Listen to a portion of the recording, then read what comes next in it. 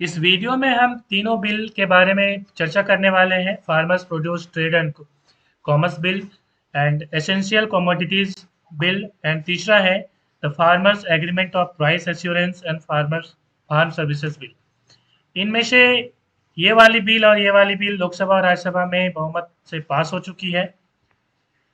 इस वीडियो को समझने के पहले कुछ कंसेप्ट को आपको समझना पड़ेगा। एग्रीकल्चर और मार्केट और फेयर ये स्टेट सब्जेक्ट के अंदर आता है, जबकि ट्रेड कॉमर्स और food stuffs, raw cotton, raw jute ये सारी चीज़ें कंट्री लिस्ट के अंदर आती हैं और इंटर स्टेट ट्रेड और कॉमर्स ये यूनियन लिस्ट के अंदर आता है। स्टेट सब्जेक्ट का मतलब क्या है? ऐसी चीज़ें जो स्टेट के अंदर आती हों, उसके अधीन आती हो, उसे स्टेट सब्जेक्ट कहा जाता है। कनकरेंट लिस्ट का मतलब है ऐसी चीज़ें जो दोनों ही संभाल सकता हो, मीन्स स्टेट और यूनियन दोनों ही सेम कनकरेंट लिस्ट के अंदर रखते हैं। और तीसरी है जो सेंटर संभालती है, उन्हें हम यूनियन लिस्ट के अंदर रखते हैं। साथ ही साथ यहाँ पे एक टेक्निकल टर्म है एपीएमसी, इसे हम कहते हैं एग्रीकल्चर प्रोड्यूस मार्केट कमिटी। ये काफ़ी इंपॉर्टेंट है। एपीएमसी होता क्या है? एपीएमसी का मतलब ये हुआ, एक तरह का ये कमिटी है, मार्केट कमिटी। जब फार्मर, अभी जो प्रेजेंट सिस्टम चलता है, फार्मर जब प्रोड्यूस करता है तो जब एक वो मंडी में जाता है, मंडी एक होती है जहाँ पे वो अपने फसल को बेच सकता है फसल कटाई के बाद। तो यहाँ पे क्या होता है कि आड़त होता है, जैसे हम, तो आड़त के एक जो ये होता है, आड़तियार कहते हैं उसे। तो वो एक तरह का मिडिल मैन होता है, उससे कंसल्ट करना होता है। ये मिडिल मैन लाइसेंस लिए होते हैं सरकार से, और ये अपने कमीशन पर अप्रॉक्स 2.5% का कमीशन होता है। कमीशन लेकर फार्मर से उन चीज़ों को ये लेता है और उसके बाद ऑक्शन करा के फिर ये मार्केट में ये बेच देता है। इस तरह से एक मिडिल मैन का काम करता है आड़तिया, राइट। तो ये होता है एपीएमसी के अंदर। अब बात करी जाए the farmers produce trade and commerce promotion and facilitation bill 2020। तो सबसे पहले बात करें, ये जो तीनों बिल है इसके पहले ऑर्डिनेंस लाया गया था, राइट। उसके बाद ये बिल आया जो कि संसद में रखा गया। अब इसमें है क्या, देखिए, it allows farmers to sell their produce at places other than APMC regulated mandis.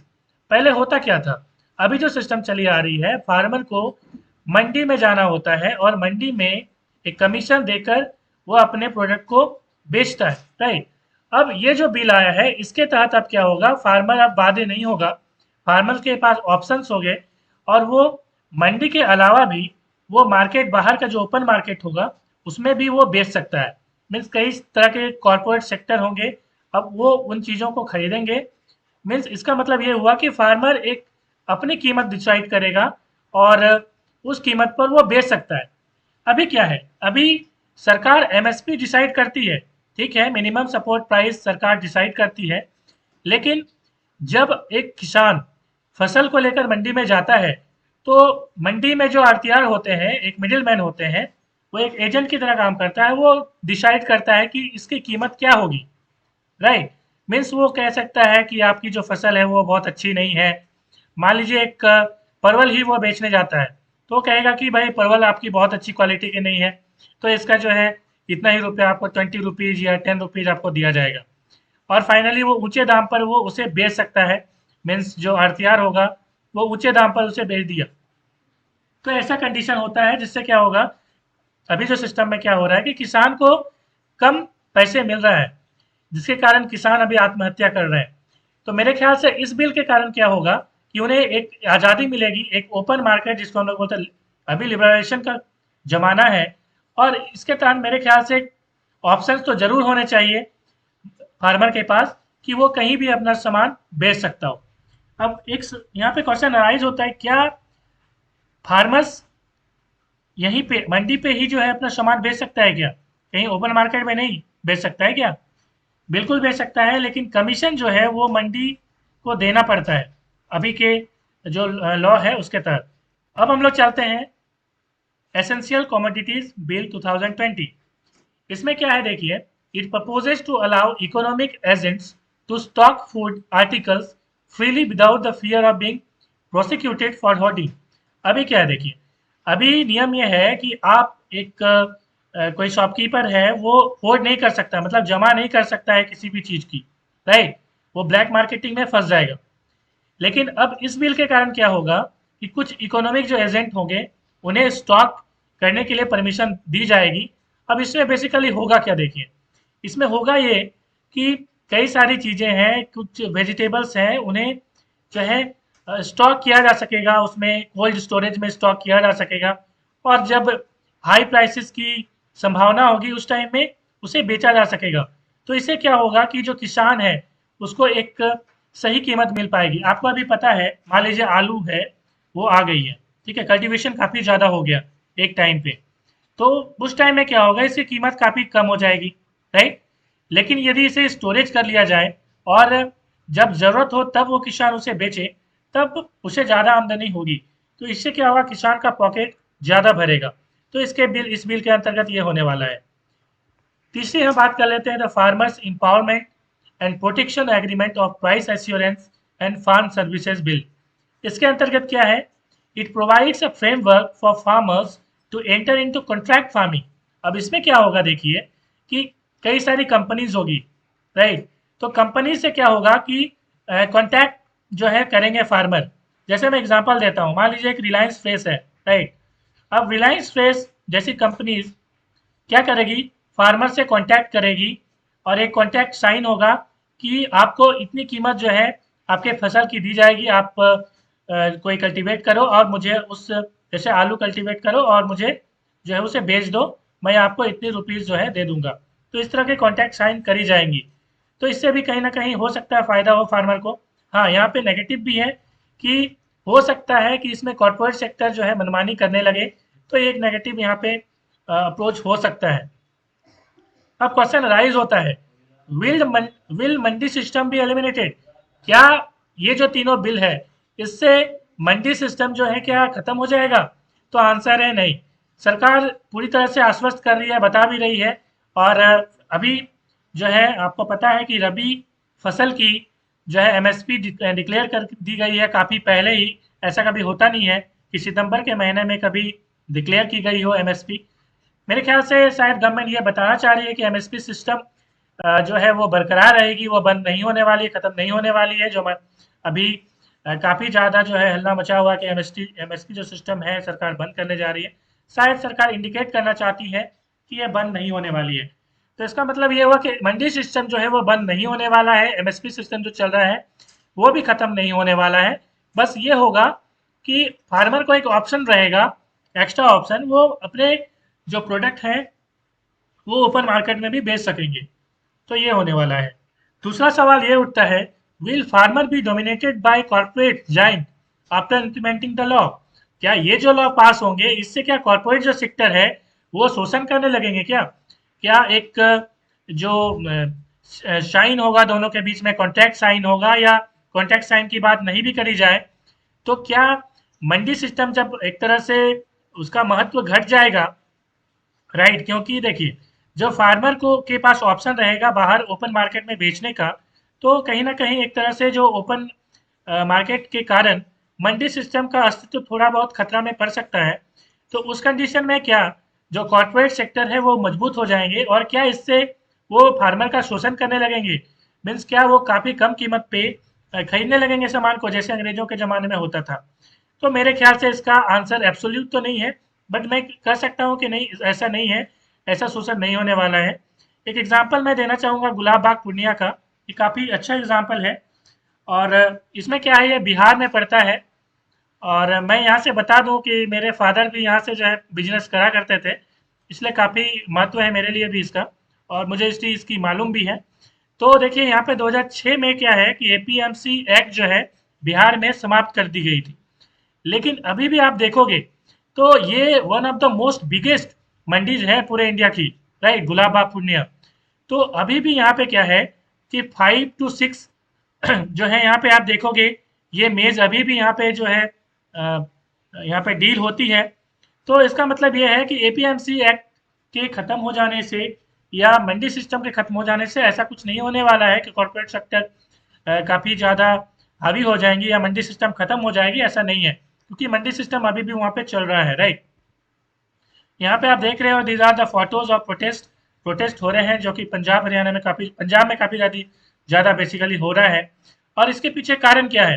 तो आपको समझना पड़ेगा जो पीडीएस सिस्टम है, public distribution system, right, PDS, सार्वजनिक वितरण प्रणाली, इसके तहत क्या होता है कि सरकार जो है वो खरीदती है, एक एमएसपी प्राइस जो होती है सेटअप होती है गवर्नमेंट के द्वारा, और उसी एमएसपी प्राइस से डिफरेंट स्टेट से पीडीएस सिस्टम के तहत गवर्नमेंट की जो एजेंसी होती है वो जो है खरीद लेती है चीज़ों को। जैसे मैं बात करूँ पैडी है, जैसे मेज़ है, राइट, या जो व्हीट है, बेसिकली व्हीट काफ़ी ज़्यादा खरीदी जाती है, पैडी और व्हीट।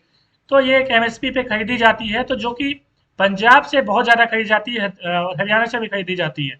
हमें पता है कि हरित क्रांति वहीं से स्टार्ट हुई थी और इसका लाभ काफ़ी ज़्यादा पंजाब को मिला भी था, और हमें पता है कि यहाँ पे 5 रिवर्स का संगम भी है, 5 नदियों का ये शहर भी कहा जाता है, इसे राज्य भी कहा जाता है, आपको पता है।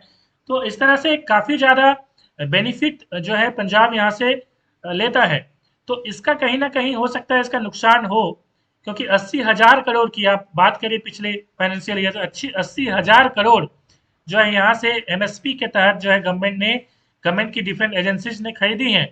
तो कहीं ना कहीं जब मार्केट ओपन हो जाएगा तो गवर्नमेंट शायद यहाँ से न खरीदे, तो इसका डर जो है पंजाब और हरियाणा को लग रहा है, जिसके कारण जो हरसिमरत कौर बादल है, ये यूनियन कैबिनेट मिनिस्टर थी फूड प्रोसेसिंग इंडस्ट्री की, इन्होंने अपना रिजाइनेशन दे दिया है और ये लोकसभा जो है बठिंडा से चुनी गई थी, राइट।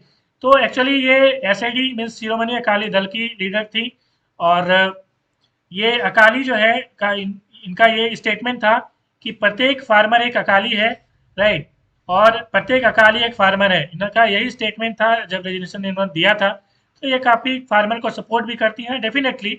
पंजाब में एक बहुत बड़ा वोट बैंक फार्मर्स का है, इसी कारण इन्होंने अपना रेजिग्नेशन दिया है। तो एक बीजेपी के लिए एक सेटबैक भी है, क्योंकि इसकी एक बहुत इंपॉर्टेंट एलाइज है, और इस तरह के मतभेद यहाँ पे सामने देखने को आ रहे हैं। जैसे मुंबई में शिवसेना ने जो है आपको पता है कि बीजेपी का साथ छोड़ दिया, तो इस तरह से एक सेटबैक भी मैं कहूँगा यहाँ पे अपोजिशन क्या कर रही है इस बिल के बारे में कि एक डेथ वारंट है फार्मर्स के लिए। अब सवाल उठता है कि अपोजिशन सही है या नहीं है। अब बीजेपी क्या कहती है इसके लिए? बीजेपी कहती है कि नहीं, ये एक बहुत बड़ा सुधार है, बहुत बड़ा सुधार है, और इसमें क्या होगा कि मिडल मैन जो है, जो आरतीआज है, उसकी जो कमीशन है वो सीधे सीधे पॉकेट में चली जाएगी फार्मर्स के। तो फार्मर एक तरह से जो आत्महत्या कर रहे हैं वो नहीं करेंगे, ऐसा गवर्नमेंट का मानना है, राइट। तो अब यहाँ पे मैं कहूँगा यहाँ पे कि किसका व्यूज़ करेक्ट है। तो इसका आंसर देना बिल्कुल उतना एब्सोल्यूट भी आंसर नहीं होगा यहाँ पे, राइट। ये इतना इजी नहीं है आंसर देना, क्योंकि ये इस सिस्टम के तहत ये बिल्कुल ही काफ़ी बेनिफिशियल हो जाएगी। ये कहना भी पूरी तरह से सही नहीं होगा, ये एस्टिमेट करना काफ़ी मुश्किल है। हाँ, इसमें टाइम लगेगा, राइट। तो शुरुआती दौर पे आप देखोगे तो गवर्नमेंट के इस प्लानिंग से क्या होगा कि फार्मर्स की पॉकेट तो भरने वाली है निश्चित रूप से, लेकिन आगे क्या होगा और गवर्नमेंट आगे क्या प्लानिंग करेगी, ये काफ़ी इंपॉर्टेंट रहने वाला है, राइट। तो यहाँ पे और एक क्वेश्चन है, why should a farmer not have more choices? Farmer के पास ज़्यादा चॉइसेस क्यों नहीं होनी चाहिए? देखिए, एपीएमसी जो सिस्टम था इसके तहत फार्मर्स जो है एपीएमसी में बेचता था, राइट, और ये बाहर भी यदि बेचता है तो एपीएमसी को जो कमीशन है वो देना होता था। तो सवाल ये उठता है, आर्टिकल 19 हमें कोई भी फ्री जो है प्रोफेशन चुनने की आज़ादी देता है। तो आखिर जब ऐसा सिस्टम है तो हमें, जब हमने एक प्रोफेशन चुना है, मीन्स किसान ने एक प्रोफेशन चुना है, तो उसकी जो प्रोडक्ट है वो क्यों ना कहीं भी मार्केट में बेच दी जाए, उसे क्यों ना आज़ादी दी जाए। तो ये क्वेश्चन जो है फार्मर्स के लिए भी है, और मेरे ख्याल से कहीं हद तक ये बिल सही भी है। इसमें आपकी क्या राय है, आप कमेंट में लिख सकते हो। यदि आप चैनल में नए हो तो जरूर चैनल को सब्सक्राइब करें। देखिए, पॉजिटिव की बात की जाए कि इस बिल में पॉजिटिव क्या है, तो मेरे विचार से फार्मर किसी भी स्टेट में इसके तहत अब बेच सकता है चीज़ों को, राइट, और नो मिडिल मैन, और इसमें कोई मिडिल मैन होगा नहीं, और नो कमीशन टू गिव। इसमें क्या है कि कोई कमीशन जो है नहीं दिया जाएगा, राइट। जो कमीशन जो इम्तियाज लेता था वो डिपेंड करता है अलग अलग स्टेट में, क्योंकि ये ध्यान रखेंगे जो एपीएमसी होता है ना, ये स्टेट के अंदर आता है, तो इस तरह से जो है स्टेट को एक रेवेन्यू मिलता है। तो मेरे ख्याल से ये एक नेगेटिव होगा कि रेवेन्यू जो है वो स्टेट की कम हो जाएगी, और एक चूंकि नया लॉ है तो अब इम्प्लीमेंट होने में कितना सक्सेसफुल होगा, ये एक नेगेटिव यहाँ पे इम्पैक्ट में भी हो सकता है। तो ये नेगेटिव में आप लिख सकते हो। तो आर्टिकल 19 के बारे में मैंने कहा। अब बिल जो है कैसे स्क्रूटनाइज किया जाता है इसके बारे में हम नेक्स्ट वीडियो में समझने वाले हैं। एक्चुअली देखिए, ये जो बिल आई है ना, तो जो ऑपोजिशन था, ऑपोजिशन ने कहा कि इसे आप एक कमेटी को भेज दो और ठीक है, वो कमेटी डिसाइड करेगी कि ये बिल सही है या गलत है। तो एक बिल कैसे पास होती है गवर्नमेंट में, एक लोकसभा में कैसे और राज्यसभा में कैसे पास होती है, इसके बारे में नेक्स्ट वीडियो में हम डिस्कस करने वाले हैं। वो वीडियो काफ़ी इंपॉर्टेंट रहने वाला है, उसकी लिंक जो है आप आई आइकन से ले सकते हो।